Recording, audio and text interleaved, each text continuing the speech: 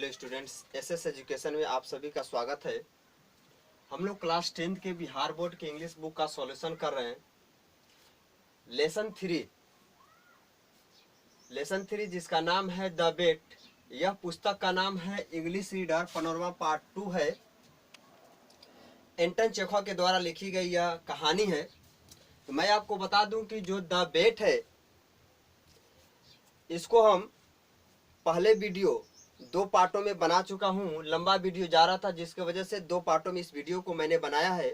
तो आज हम इसी पार्ट का नेक्स्ट जो वीडियो हम अपलोड करेंगे वह है पेज नंबर 21 से। इस वीडियो में हम 21 से द बेट की लिखी हुई कहानी जो है एंटन चेखव की पेज नंबर 21 से आज हम लोग लास्ट तक इसका हिंदी ट्रांसलेट करेंगे।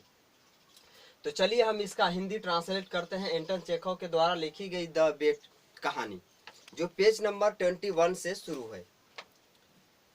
The banker recalled all this and thought. धीरे धीरे साहूकार जो था और जो नौजवान वकील था, उन दोनों में 15 साल की बाजी लगी थी। बाजी में एग्रीमेंट में यही समझौता हुआ था, उन दोनों के बीच में एग्रीमेंट हुआ था। साहूकार ने वकील से कहा कि यदि तुम 15 साल एक कोठरी में अगर बिताते हो, एक कारावास में बिताते हो, तो मैं तुम्हें 2 बिलियन रुपीज अदा करूंगा, मनी आपको अदा करूंगा। इस पर सहमति हो जाती है, एग्रीमेंट हो जाता है। बहुत समय बीत जाता है और कुछ ही क्षण अब नौजवान वकील के बच जाते हैं। वह धीरे धीरे 15 साल व्यतीत कर लेता है अपना कारावास। लास्ट क्षण में वह साहूकार कहता है the banker recall all this. वह साहूकार जो था बातों को याद कर रहा था। एंड थॉट, और सोचा, tomorrow at 12 o'clock he receive his freedom. वह साहूकार जो था वह सोच रहा था कि कल 12 बजे एग्रीमेंट के हिसाब से जो बाजी लगा हुआ है, कल वह व्यक्ति स्वतंत्र हो जाएगा। अंडर द एग्रीमेंट, समझौता के अनुसार, I shall have to pay him 2 million. जो हम दोनों के बीच में समझौता हुआ है, उस समझौता के हिसाब से, उस एग्रीमेंट के हिसाब से हमें 2 मिलियन पे करना होगा, चुकाना पड़ेगा नौजवान वकील को। इफ आई पे it's all over with me. जब यह बाजी लगाया गया था तो उस समय जो साहूकार था कुछ अपनी उम्र सीमाओं में था, लेकिन 15 साल बीतते बीतते वह अपने बूढ़े अवस्था में चला आया था। इफ आई पे, वह सोच रहा था, साहूकार सोच रहा था, यदि मैं उसे पैसा चुकता करूंगा, it's all over with me, यदि मैं उसे पैसा चुकता करता हूं, आई एम रूइंड फॉरएवर, मैं बर्बाद हो जाऊंगा।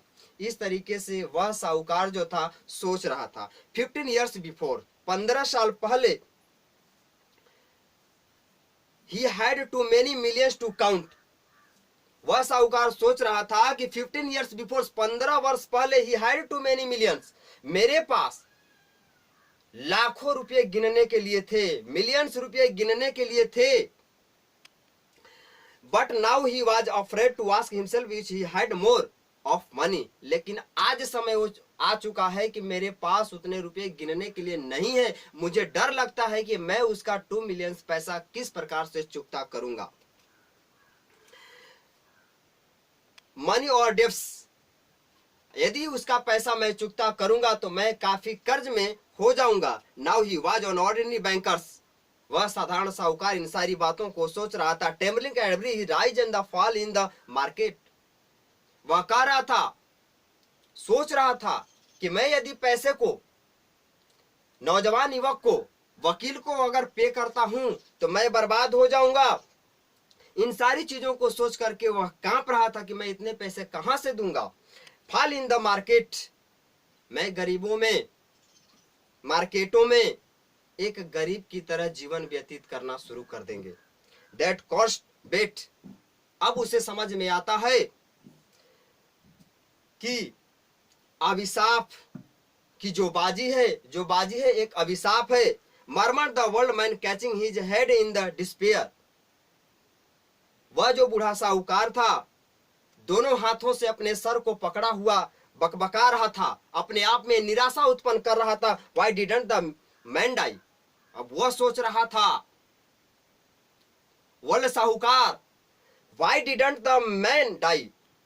वह नौजवान व्यक्ति वकील मर क्यों नहीं गया? He is only 40 years old. उसके तो केवल 40 साल ही हैं। He will take away my last farthing, marry, enjoy life, and I will look on like an inverse beggar and hear the same words from his every day.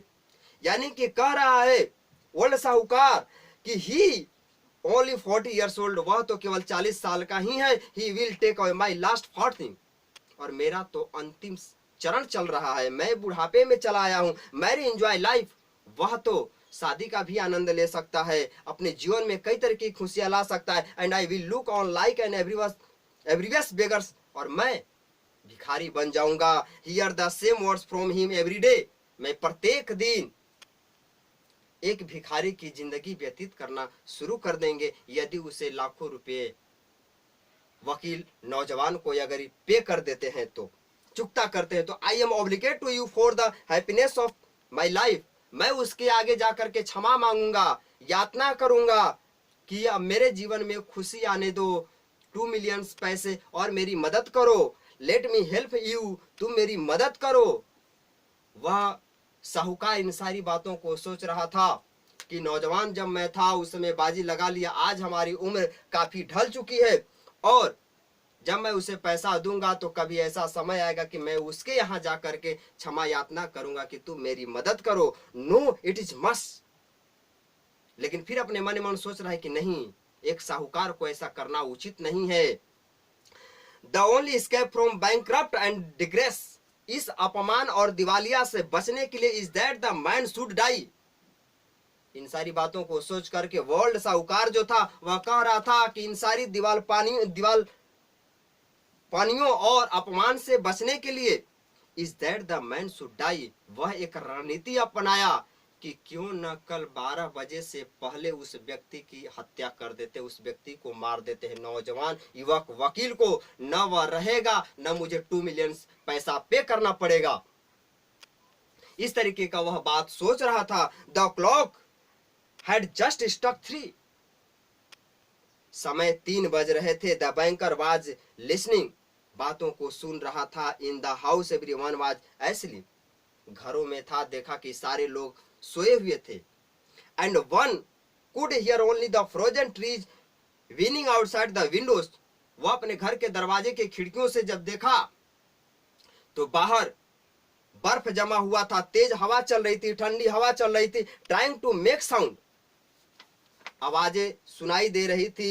He took out of his safe his key of the door which had not been opened for 15 years, अपने घरों में जाता है, एक दरवाजे, एक window से, एक अलमारी से वह चाबी निकालता है, और वह अलमारी 15 वर्षों तक बंद रहा। पुट ऑन हिज ओवरकोट, और अपने बदन में ओवरकोट पहना। And went out of the house, और वह घर से बाहर निकल गया। रणनीति बनाया, योजना बनाया कि इस व्यक्ति को किसी प्रकार से मार डाला जाए, और न यह व्यक्ति रहेगा, न मुझे 2 मिलियन चुकता करना पड़ेगा, और न मैं गरीबी और अपमानित जीवन नहीं जी सकता। इस तरीके का वह सोच करके वह घर से रातों में निकल जाता है साहूकार। उस कोठरी में, जिस कोठरी में वह कारावास की जिंदगी व्यतीत कर रहा था, वह वकील नौजवान। The garden was dark and the cold, साहूकार का जो बगीचा था उस बगीचे में उस कारावास को बनाया गया था जिसमें वह वकील जो था अपने जीवन व्यतीत कर रहा था। The garden was dark and cold, रातों में साहूकार उस बगीचे में गया। बगीचों में अंधेरा छाया हुआ था, हवा तेज चल रही थी, ठंड लग रहा था। इट वाज रेनिंग, वर्षा हो रही थी। A damp painting wind howled in the garden and the give the trees no rest, इतनी तेज हवा चल रही थी, इतनी ठंडी हवा चल रही थी कि पेड़ों को भी आराम नहीं था। अप्रोचिंग द गार्डन विंग, वह गार्डन बगीचे में जब पहुंचता है, he called he watchman twist, 2 बार अपने वॉचमैन को बुलाता है। वह साहूकार जो है अपने बगीचे में जाता है और 2 बार वॉचमैन को बुलाता है। जो वॉचमैन उस वकील के लिए निगरानी के तौर पर रखा गया था। देयर वाज नो आंसर, लेकिन उसके ओर से जो वॉचमैन था उसकी ओर से कोई जवाब साहूकार को नहीं मिला। Evidently the watchman had taken shelter for the bad weather was now asleep somewhere in the kitchen ward on green house. तब साहूकार जान गया कि जो वॉचमैन है इस भरी ठंडी हवा को बर्दाश्त नहीं किया और वह जाकर के या तो किचन में सोया होगा या नहीं तो कहीं घर में आसपास जाकर के सोया होगा। If I have the courage of fulfil my intention, उसका जो पूर्ण तरीके से इरादा था, ओल्ड साहूकार का जो पूर्ण तरीके से इरादा था उसको मारने के लिए साहूकार को वह अपने इरादा में सक्षम होते हुए वह आगे की तरफ बढ़ता है। थॉट द ओल्ड मैन, वह बूढ़ा व्यक्ति सोचा, the suspicion will fall on the watchman first of all. वह सोच रहा था कि कहीं कोई व्यक्ति या वॉचमैन आ न जाए। In the darkness his grouped for the steps and the door and the entered. धीरे धीरे अपने कदमों को दबाते हुए वह करवास की तरफ बढ़ना शुरू कर दिया। जिस करवास में, जिस कोठरी में उस नौजवान वकील को रखा गया था, उस करवास की तरफ आगे वह बढ़ता, वह साहूकार जो था चलता चला गया। The hall of the garden wing the pocket he was into narrow passage. वह धीरे धीरे अपने कदमों के सहारे उस कारावास की तरफ बढ़ता चला गया। एंड स्टक ए मैच, जब दरवाजे के पास पहुंचा तो एक सलाई की कांटी को जलाया। Not a soul was there, वहां कोई दिखाई नहीं दिया। समवन्स बेड्स, कोई bed with no bed clothes on it stood there and an iron stove loomed dark in the corner. उस कारावास में साहूकार ने देखा कि एक स्टोव जल रहा था जो डार्क की तरफ एक कोने में मध्यम जल रहा था। The seals on the door the led into the prison room were unbroken. कई सालों से उस दरवाजे को खोला नहीं गया था जिसमें वह नौजवान युवक अपने जीवन को व्यतीत कर रहा था, करवास को बिता रहा था। When the match went out, जब सलाई को जलाया, द ओल्ड मैन, बूढ़ा साहूकार, ट्रेम्बलिंग फ्रॉम एजिटेशन, वह अपने आप में थोड़ा सा कांपा, थरथराया, डर उसके अंदर उत्पन्न हुआ कि कहीं मुझे कोई देख न जाए। Peeped into the little window, जिस कारावास में उस व्यक्ति को रखा गया था उस कारावास की एक दीवार में एक छोटी सी खिड़की को खोला गया था। उस खिड़की में से जब ओल्ड साहूकार देखता है, झांकता है, in the prison rooms candle was burning dimly. धीमे रफ्तार में एक कोने में एक कैंडल जल रही थी। प्रिजन कैदी वाले रूम में, वकील वाले रूम में एक कैंडल जल रही थी, मोमबत्ती जल रही थी। The prison himself is set by the table. और वकील को वह साहूकार देखा कि टेबल के सामने वह बैठा हुआ था। ओनली हिज बैक, उसका पीठ दिखाई दे रहा था। The hair on his head, उसके सर के बाल लंबे लंबे थे, दिखाई दे रहे थे। And his hands were visible, और उसके हाथ को वह देखा। Open books were strewn about the table, और साथ ही साथ देखा कि जो टेबल वहां पड़ा हुआ था वहां किताबें बिखरी हुई पड़ी हुई थी। द टू चेयर्स, उसके रूम में दो कुर्सियां थी। And on the carpet near the table, और टेबल के पास एक दर्री और कारपेट गलीचा बिछाया गया था। 5 मिनट्स पास, एंड ऐसे देखते देखते ओल्ड जो साहूकार था इसके 5 मिनट बीत गए। And the prison never once start, वह देखा कि 5 मिनट बीत गया फिर भी वकील जो रूम में से अपने सर को, अपने शरीर को हिलाया डुलाया तक नहीं। 15 years confinement had thought him to sit motionless. तब समझ गया वह साहूकार कि 15 साल यह वकील बिताते बिताते एकदम मोशनलेस हो गया है, गतिहीन हो गया है, जिसको अब चलने फिरने की इसकी क्षमता और शक्ति नहीं बची है। The banker tapped on the window with his finger, अपने अंगुलियों के सहारे जो दरवाजे की कुंडी थी, दरवाजे को कुंडी को खटखटाया। But the prison made no moment in reply, लेकिन उस नौजवान वकील के तरफ से कोई उत्तर नहीं मिला। Then the banker costly tore the seals from the door and put the key into the lock. किसी प्रकार से कई दिनों तक वह बंद दरवाजे का जो ताला था उस ताले को खोला। The rusty lock gave hoarse groan and the door crack.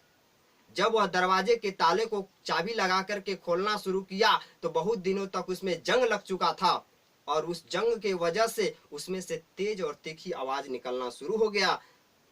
The banker expects earnestly to hear a cry of surprise, वह आश्चर्यचकित हो जाता है। And the sound of steps, हर समय उस ताले से आवाज आ रही थी चरमराने की। 3 minutes पास्ट, 3 मिनट गुजर गए। And it was as quiet inside as it had been before. देखते देखते कुछ क्षण बीत जाते हैं। He made up his mind to enter, बाहर से दरवाजे पर खड़ा वह अपने दिमाग का इस्तेमाल किया। साहूकार अपने दिमाग को ले जाकर के अंदर प्रवेश किया और सारी चीजों को सोचना शुरू किया। Before the table set a man, एक व्यक्ति टेबल के सामने बैठा हुआ था। Like an ordinary human being, वह एक असाधारण व्यक्ति की तरह था। इट वाज अ स्केलेटन, जब उसे देखा अपने दिमागों को उसके अंदर ले जाता है साहूकार, तो अनुमानता लगाता है skeleton with tight drawn skin. जब उसे देखता है उस व्यक्ति को, नौजवान वकील को जब देखता है जो 15 साल तक अपने कारावास जिंदगी व्यतीत कर रहा था, उसका शरीर एकदम स्केलेटन की तरह बन गया था, कंकाल की तरह बन गया था। विथ टाइट डाउन स्किन, और उसके जो शरीर के जो चमड़े थे, जो स्किन थे, एकदम टाइट हो चुके थे। With long curly hair like a women's, और उसके बाल इतने बड़े बड़े हो गए थे लगता था कि कोई औरत है। एंड अ सैगी बियर्ड, बड़े बड़े दाढ़ी हो चुके थे। The colour of his face was yellow, उसके चेहरे पीलापन हो चुके थे। ऑफ एन अर्थ सेट, जिस तरीके से पृथ्वी की छाया की जो जगह होती है, छाया होती है, उस तरीके से उसके चेहरे पर लाली में यूरोपियन पीलापन हो जाता है। द चिक्स वार सनके, उसके जो गाल थे सिकुड़े हुए थे। The back long and narrow, and the hand upon which leaned his हेयरली head was so lean and sinny that it was the painful looked upon। वह अनुमान लगाया, वह व्यक्ति अपने सर को टेबल के सामने लटका करके बैठा हुआ था, मोड़ करके बैठा हुआ था, और वह वकील के बारे में सोच रहा था साहूकार कि यह दर्द भरी स्थिति में बैठा हुआ था। His hair was already silvering with grey, उसके बाल भूरे हो चुके थे। And no one would have believed that he was only 40 years old। वह विश्वास नहीं करता था, उसकी स्थिति इतनी बदल चुकी थी 15 साल के कारावास के बाद कि वह वर्ल्ड जो साहूकार था वह सोच नहीं पाता था कि इसकी उम्र कोई अंदाजा लगा सके कि इसकी उम्र 40 साल की है। वह एकदम बूढ़ा की तरह दिखाई दे रहा था। नौजवान जो युवक था, जो वकील था, ऑन द टेबल, टेबल के सामने, बिफोर हिज बेनेड हेड, अपने सर को नवा करके बैठा हुआ था। Lay a sheet of paper on which something was written in a tiny hand, छोटे छोटे हाथ उसके दिखाई दे रहे थे।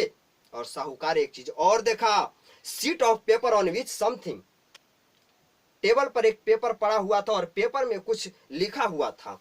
पुअर डेविल, शैतानी आदतें, थॉट द बैंकर्स, शैतानी हरकतें शुरू करने से पहले वह बैंकर ने सोचा, he has asleep or probably seeing millions in his the dreams।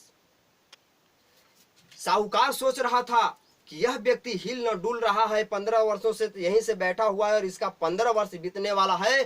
तो साहूकार ने यही सोचा कि यह व्यक्ति मग्न है, खुश है कि मुझे कल 2 मिलियंस मिलने वाला है। उस परिस्थिति में यह कुछ हिल डोल नहीं रहा है।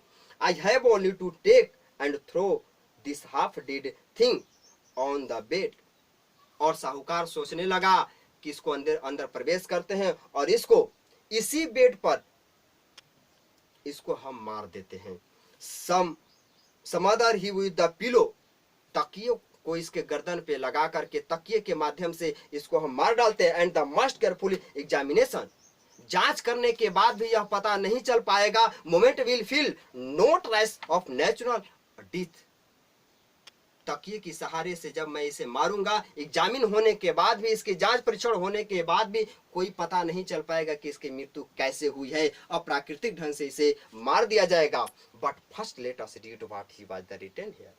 लेकिन एक साहूकार के दिमाग में आता है कि इसको मारने से पहले जो टेबल पर लेटर पड़ा हुआ है, टेबल पर पड़े पन्नों पर जो कुछ लिखा गया है, उस पन्ने को पहले हम पढ़ लेते हैं, उसका अध्ययन कर लेते हैं कि यह 15 साल से वकील जो पड़ा हुआ था, यह वकील उस पत्र में क्या लिखा हो। The bankers took the sheet from the table and read. मारने की परिस्थिति से उसका दिमाग चेंज होता है और टेबल पर पड़े पेपर को उठाता है।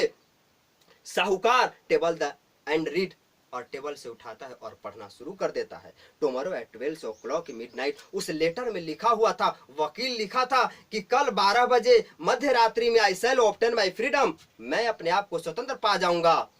उस पत्र में यही वकील लिखा था और वह साहूकार पढ़ रहा था कि टुमारो एट 12 o'clock मिडनाइट। वकील लिखा था कि कल 12 बजे मध्य रात्रि में आई शैल ऑब्टेन माई फ्रीडम, मैं अपने आप को स्वतंत्र हो जाऊंगा। And the right to mix with people, और मैं लोगों से मिलना जुलना प्रारंभ कर दूंगा। But before I leave this room and see the sun I think it necessary to say a few words to you. लेकिन मैं कहना चाहता हूं कि सूर्य के निकलने से पहले मैं कुछ पल ही यहां से छोड़ करके चला जाऊंगा। On my own clear conscience and before God who see my declare to you that I despise freedom, life, health and all that your books call on the obliging of the world. यानी कि वह कह रहा है कि मैं स्वतंत्र हो जाऊंगा अपने जीवन की, स्वास्थ्य की, सारे चीजों का मैं पूर्ण स्वतंत्रता पा जाऊंगा। All that your books call the blessing by the world, और जितने भी मैंने किताबों का अध्ययन किया है सब मेरे लिए बेकार है। 15 ईयर्स, 15 साल के समय बीत चुके थे। I have studied earthly life, 15 साल के जीवन में वह वकील लिखा था उस पत्र में कि 15 years I have studied earthly life, मैं 15 साल की उम्र में मैंने इस किताबों में पृथ्वी के जीवन के अध्ययन के बारे में मैंने पढ़ा। ट्रू आई सा neither the earth nor the people, सत्य रूप से मैंने देखा अर्थ नॉर द पीपुल, लोग जो थे पृथ्वी पर। But in your books I drank fragrant win sang songs, hunted deer in the wild boar in the forest loved women। वह किताबों के साथ साथ वह कहा कि मैं 15 वर्ष तक जीवन कारावास बिताया और उस 15 वर्ष में मैंने बहुत सारी किताबों का अध्ययन किया, शराब पिया, गाना संगीत सुना, गाया, wild boar in the forest, और जंगली जानवरों के बारे में भी पढ़ा, लव्ड वोमेन, और उस किताबों के माध्यम से मैंने औरतों से प्रेम करना भी सीख गया। Your books gave me wisdom, यह सारी जो किताब थी जो 15 वर्षों में मैंने अध्ययन किया था, उन किताबों ने मुझे एक बुद्धिमत्ता प्रदान की है। Human thought created in the countries in the compost in my skull, इन किताबों को मैं पढ़ करके मानवता को सोचा और अपने जिज्ञासा को उत्साहित किया। I know that I am clever that in the all, इन सारी चीजों को मैं जानता हूं, स्पष्ट रूप से मैं सारी चीजों का अध्ययन कर चुका हूं। And I despise your books despise all orderly, और अंत में कहता है कि इतना अध्ययन करने के बावजूद भी मैं इन सारी किताबों को यहाँ छोड़ करके चला जाऊंगा। All orderly believing on the wisdom, मैं अपनी बुद्धिमत्ता को प्रदान कर दिया। एवरीथिंग इज द विजनरी, ये सारी चीजों को मैंने देख चुका हूं, पढ़ चुका हूं। Thou you have proud and wise and the beautiful, मुझे अपने आप पर गौर है, मुझे अपने बुद्धिमत्ता पर गौर है, सौंदर्य पर गौर है। At death will wipe you from the face of the earth like the mice under ground, जिस प्रकार से पृथ्वी के अंदर बिल में चूहे आने वाले समय में अपने मृत्यु को प्राप्त कर लेता है। And your posterity, your history and the immortality and the your man of genius will be burnt down together with the globe।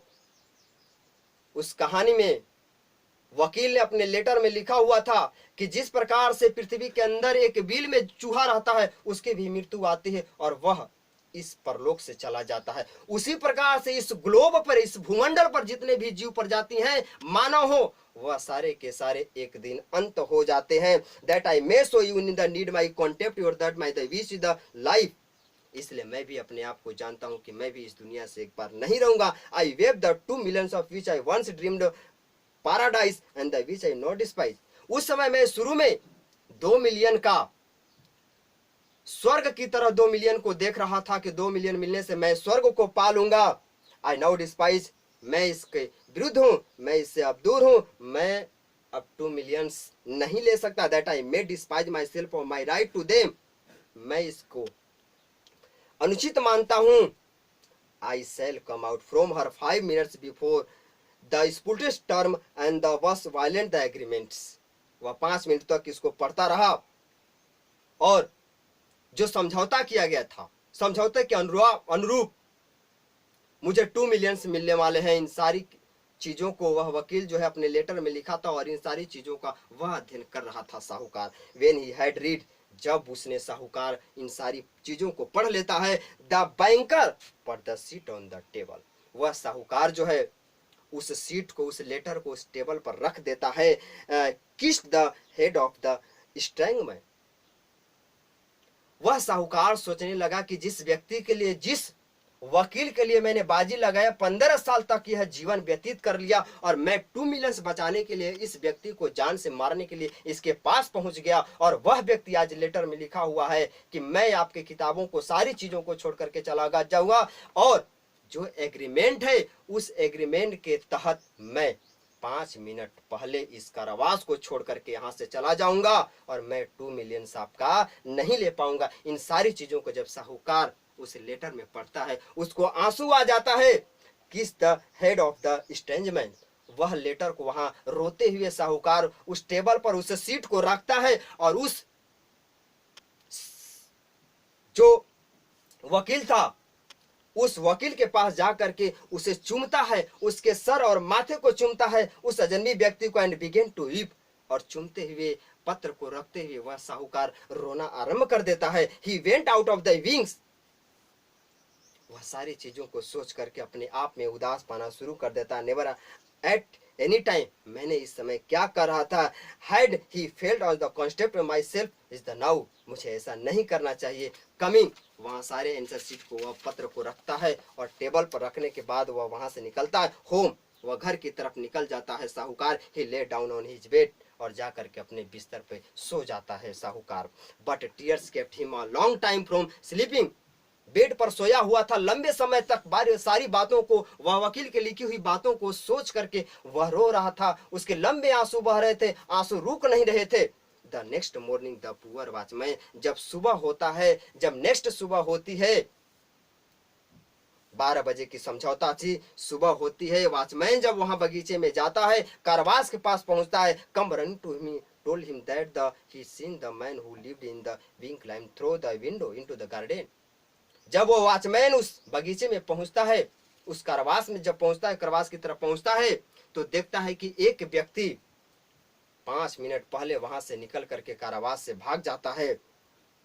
Who lived in the wing climbed through the window, खिड़की के सहारे, दरवाजे के सहारे वह बाहर निकल जाता है। He had gone to the gate in the dispute, जब वो वॉचमैन दरवाजे के पास पहुंचा तो वहां कोई भी व्यक्ति मौजूद नहीं था, वहां से वह व्यक्ति गायब हो जाता है। The banker initially went with the servants, वह तुरंत, उसका वॉचमैन आता है और अपने मालिक साहूकार से कहता है कि वह व्यक्ति चला गया।